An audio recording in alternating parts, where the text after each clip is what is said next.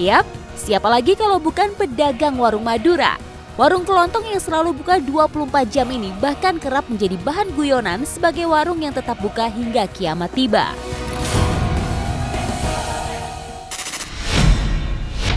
Ungkapan warung buka meski kiamat tiba memang cukup beralasan. Warung ini memang tak pernah berhenti beroperasi. Saat kami telusuri, sejumlah warung kelontong Madura di Jakarta memang mengaku memilih tak pulang kampung. Kehadiran warung yang menyediakan berbagai bahan kebutuhan pokok memang menjadi primadona bagi warga sekitar. Apalagi di saat libur panjang Lebaran, warung Madura bisa menjadi pilihan. Lebih enak aja. Jadi kan tinggal lurus gitu.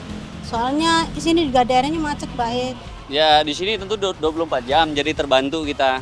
Jadi mau kapanpun kita butuh apapun tinggal keluar aja udah tahu warung Madura yang buka di sini, di situ ya kan. Mana yang deket aja gitu. Lebih dekat dari kantor sih, harganya juga lumayan affordable, murah. Adanya warung ini buka lebih terbantu aja gitu untuk kebutuhan sehari-harinya, 24 jam juga. Meski minimarket telah menjamur di Jakarta, warung Madura tetap eksis. Tak lain karena kejelian perantau Madura melihat peluang dari hiruk-pikuk ibu kota yang seakan gak pernah tidur. Lewat celah inilah mereka meraup cuan demi cuan. Diakui warung Madura memiliki keunikan tersendiri, mulai dari namanya hingga strategi berdagang. Warung-warung kecil ini mulai ramai berdiri di awal tahun 2000-an.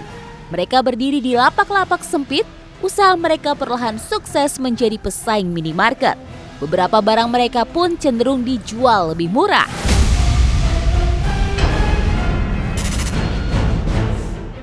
Mereka pun tak takut bersaing meski letaknya berdekatan bahkan bersebelahan dengan toko modern.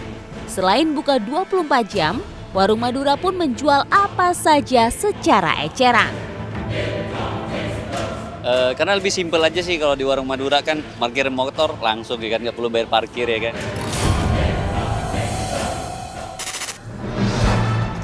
Perantau Madura biasanya didasari solidaritas tinggi. Hal inilah yang dirasakan Rahman. Bapak 3 anak ini pun ikut merantau karena diajak oleh kerabatnya yang telah lebih dulu mengelola warung di Jakarta. Para pedagang warung Madura biasanya memang melibatkan kerabatnya agar belajar merantau dan merintis usaha di kota besar. Warung yang diusahakan Rahman pun kini tak pernah sepi pengunjung. Karenanya setiap hari ia harus rutin berbelanja stok barang dagangan. Semua keluarga Rahman juga ikut berperan. Sang istri mengasuh anak bungsu mereka sambil bertransaksi. Sementara anak sulung mereka pun punya giliran untuk menjaga warung dan melayani pembeli. Selain menjadi sumber nafkah, warung ini juga merangkap rumah bagi keluarga kecil Rahman. Bulan Ramadan dan Idul Fitri kali ini takkan terlupakan bagi mereka. Karena inilah kali pertama mereka berlebaran jauh dari kampung halaman. Nggak pulang. Kenapa nggak pulang kampung? Ya nggak bisa tutup lah Pak, kalau bisa tutup ya pulang. Kadang ya warungnya nggak bisa tutup karena nggak ada pagarnya atau istilahnya memang dibutuhkan sama juga tetangga-tetangga sini. Kadang memang nggak ada yang mau ganti, nggak dapat yang rolling nggak dapat. Kayaknya memang Lebaran Idul Adha itu lebih banyak mudik kalau orang Madura.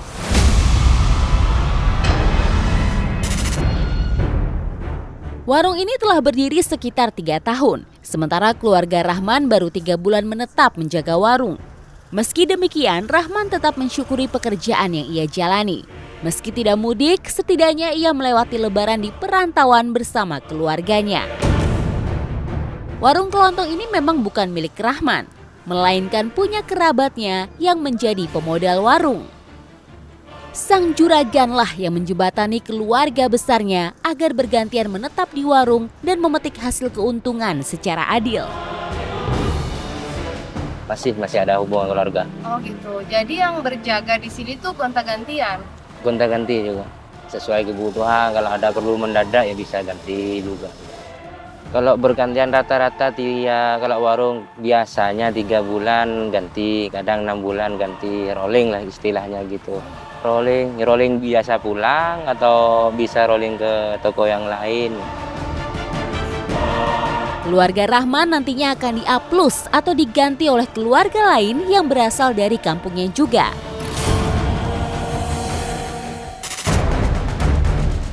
Fantastisnya, dalam sebulan omset warung kelontong Madura bisa mencapai puluhan juta rupiah. Jumlah ini di luar biaya sewa tempat dan operasional sehari-hari. Wajar saja, karena setiap harinya Rahman menghabiskan biaya hingga 4 juta rupiah untuk berbelanja keperluan harian warung.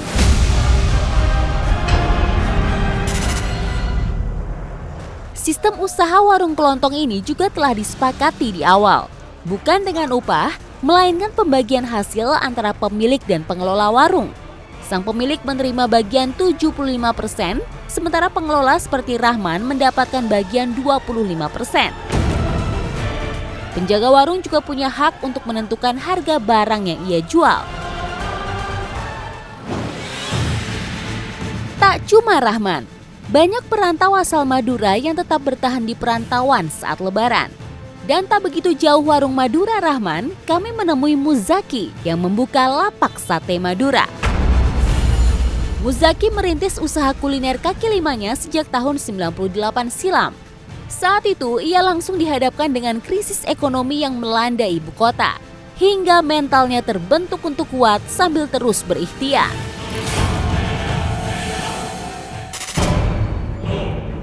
Puluhan tahun mengukir kisah rantaunya, Muzaki pun ternyata nggak pernah pulang di kala Lebaran tiba. Saya orang Madura, ya gimana, jadi punya paguyuban sama-sama Madura, kita harus bersama. Kalau Lebaran Idul Fitri nih, Dek, gimana ya? Soalnya kalau di kampung itu kebanyakan bulan haji, sekalian orang hajatan gitu. Jadi sekalian bulan haji pulangnya gitu. Kalau bulan Idul Fitri ini jarang.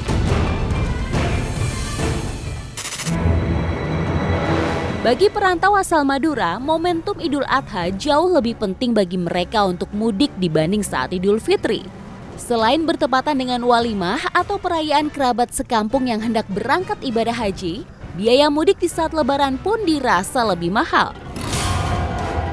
Karenanya, Rahman, Muzaki, dan perantau asal Madura lainnya tetap bertahan mencari nafkah saat perantau ibu kota merayakan kebahagiaan di kampung halamannya.